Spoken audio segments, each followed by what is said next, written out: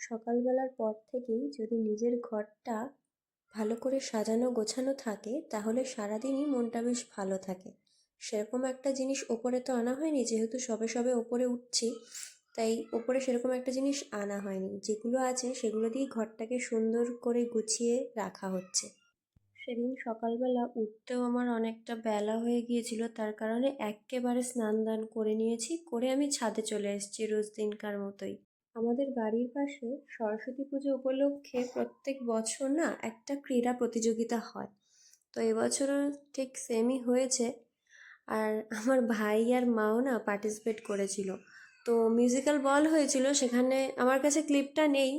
তো সেখানে আমার মা সেকেন্ড হয়েছে, আর ভাইরাও একটা কোনো কিছু কো অ্যাজ ইউ লাইকে কিছু একটা মানে করেছিল, সেখানে ওরাও সেকেন্ড হয়েছে।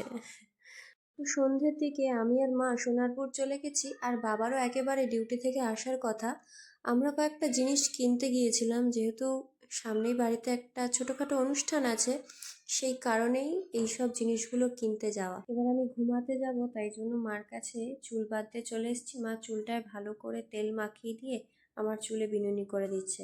তো যাই হোক, আমি গেলাম। তোমরা ভিডিওটা দেখো, লাইক, শেয়ার, কমেন্ট, সাবস্ক্রাইব অবশ্যই করে দিও। বাই।